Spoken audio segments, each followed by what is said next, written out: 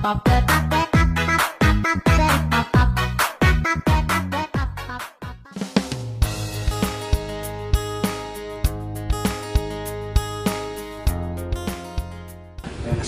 warahmatullahi wabarakatuh.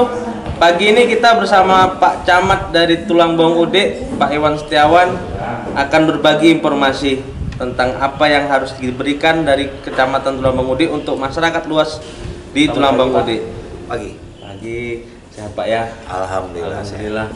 Ya, kami dari JMS Itu Baba ingin sekali berbincang sedikit tentang apa sih yang telah dilakukan sama Camat dan jajaran terkait program-program yang dilakukan di tahun 2023. Mungkin yang pertama Bapak bisa menjelaskan tentang perkembangan tiuh baru yang mungkin baru hampir setahun ini mekar dan definitif. Apa sih perkembangan dari tiuh tersebut, Pak? Oh ya, baik. Untuk Tulang Bawang Udik sendiri di tahun lalu terdapat 4 tiuh baru yang kurang lebih pada bulan Agustus tahun lalu resmi untuk menjadi tiuh. Yang dari 4 tiuh itu salah satunya adalah dari hasil dari penataan desa, yaitu tiuh Karta Tanjung Selamat yang tiuh indunya dari tiuh Karta, kemudian Karta Raya yang tiuh indunya dari Karta Raya, kemudian Gading Kencana dari tiuh indunya Gading Marga Kencana dan Kartasari, terakhir tiuh Kauman Ratu Agung yang tiuh indunya adalah tiuh Dari keempat tiuh tersebut, Pak, bolehkah dikasih kisi-kisi ataupun bocoran apakah sampai kapan PJ-nya akan berlangsung atau untuk mereka persiapan masyarakat untuk mencalonkan diri sebagai kepala tiuh? Baik. Untuk proses kepala tiuh yang definitif kita masih menunggu karena ini dalam proses pilkada dan pileg. Diperkirakan di tahun 2024 akhir atau 2025 baru ada proses pemilihan kepala tiuh. Sembari menunggu itu, kami menugaskan PJ kepala tiuh yang lulus dari tenaga ASN untuk mempersiapkan tiuh-tiuh itu bisa sejajar dengan tiuh-tiuh yang sudah lama. Salah satu yang kita lakukan mendorong dibangunnya 4 balai tiuh di tiuh tersebut, dan alhamdulillah sampai hari ini balai tiuh sudah ditempati oleh aparatur tiuh dalam melaksanakan tugas pelayanan terhadap masyarakat. Berarti kalau untuk aparatur tiuhnya sudah bisa menempati 100% balai tiuh sudah selesai, Pak ya?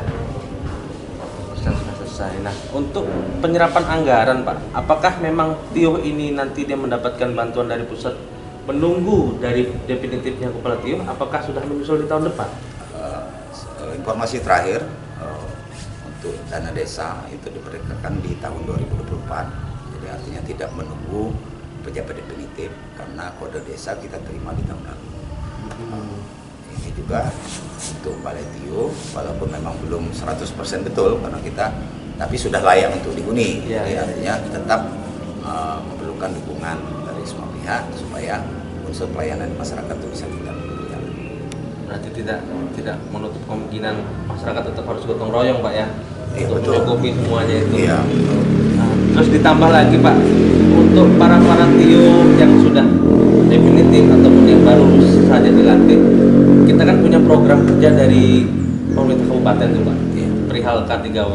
Sejauh ini monitoring dari kecamatan gimana, Pak? Sampai hari ini menurut pengamatan kami bahwa program 3K1W di Tulang Bawang Udik saya kira sudah optimal kita lakukan. Artinya bahwa program ini kita dukung dan tentunya masyarakat sudah melakukan dan hasilnya juga pun artinya manfaatnya juga bagi masyarakat itu sangat luar biasa. Artinya menopang kebutuhan keluarga di masing-masing rumah. Dan ini sudah dilakukan di 13 tiuh yang ada di wilayah Kecamatan Udik. Bahkan kita yang pertama menginisiasi adanya pasar tiuh di pemerintah daerah yang merupakan hasil dari K3 yang berada di Kecamatan. Jadi banyak model, banyak macam tanaman, kandang, kebun. Nah, untuk wisata, Pak, Tulang Bawang Udik ini apa sih, di mana yang kira-kiranya nanti bakal menuju untuk wilayah wisata? Kemarin kami turun ke Gunung Katur.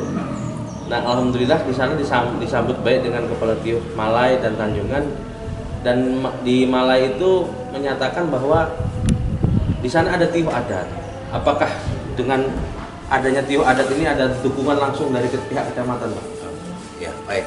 Artinya di saya di Tromaudi memang beberapa tiuh saya jadikan beberapa pilot proyek. Salah satunya adalah Gunung Katun dalam rangka kita melestarikan adat budaya Lampung khususnya. Artinya kita dorong dia menjadi desa yang berbasiskan adat. Iya. Kemudian di Tiuh Gedung Ratu kita dorong menjadi tiuh wisata alam.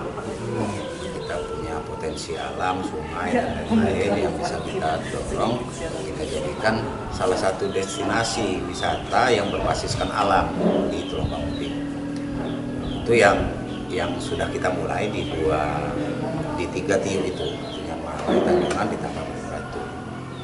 Selain itu kita juga mendorong UMKM untuk mendukung program desa wisata maupun desa yang berbasis adat.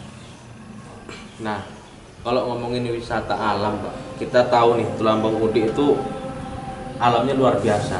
Ada Sungai Batanghari yang mulai mungkin dari Karta ya?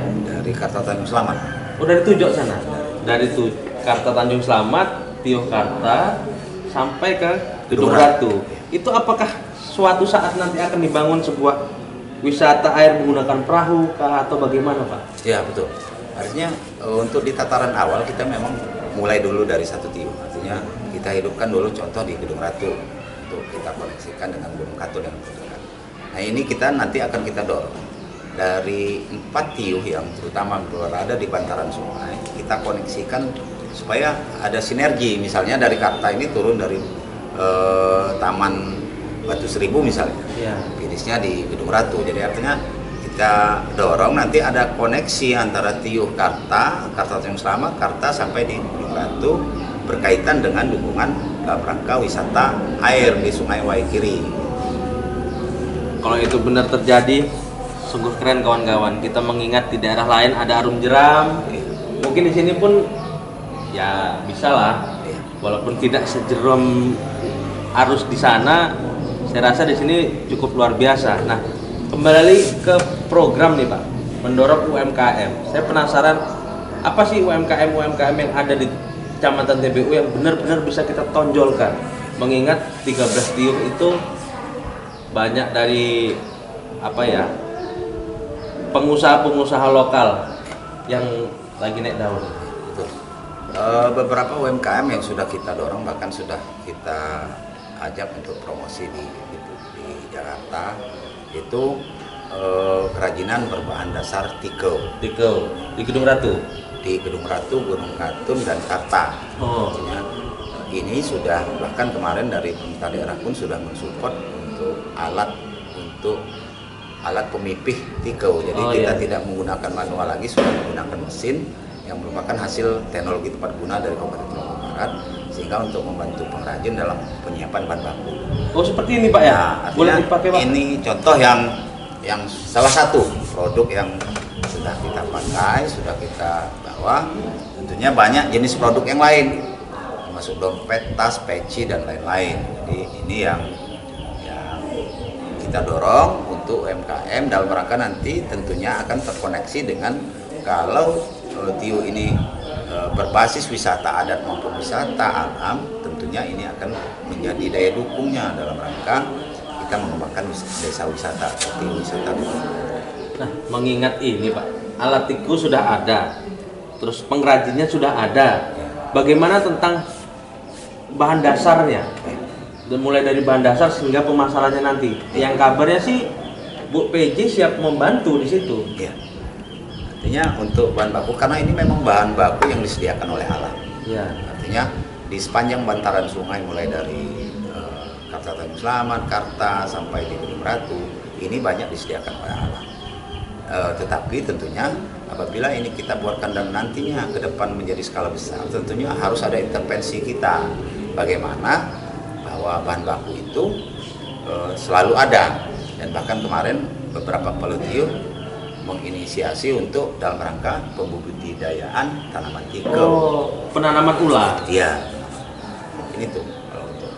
Kalau untuk pemasarannya sudah ada yang menjamin ya? Ya, pemasaran kita sudah bekerjasama dengan Koprindak dan Dekranasa sudah. Artinya produk ini pun sudah di event Inakrab kemarin bahkan menjadi salah satu ikon yang didukung oleh Lampung pada saat itu, stand Lampung. Keren sekali nih kawan-kawan.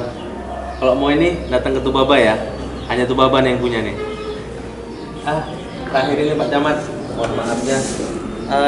Apa sih harapan dan mungkin motivasi buat kawan-kawan, masukan buat kawan-kawan di lingkungan kecamatan sampai ke Tio, dan harapan sebesarnya apa sih yang harus dilakukan Tio supaya lebih maju lagi? Baik, kalau saya hanya bisa memberi sebuah artinya dorongan, lakukan saja dulu. Kalau saya berprinsip lakukan saja dulu, semuanya akan kita jalani. Nanti apapun persoalan yang kita hadapi, tentu itulah sebuah dinamika dalam sebuah proses. Artinya saya mengajak Tio untuk selalu melakukan perubahan ke arah yang positif, sekecil apapun perubahan itu. Karena nonsens sebuah perubahan besar kalau tidak dilakukan perubahan kecil terjadi. Keren ya, pesan dari Pak Camat terakhir tadi, lakukan dari yang kecil akan menjadi besar. Terakhir Pak Camat, untuk Tubaba yang kita cintai, kita beri salam Tubaba.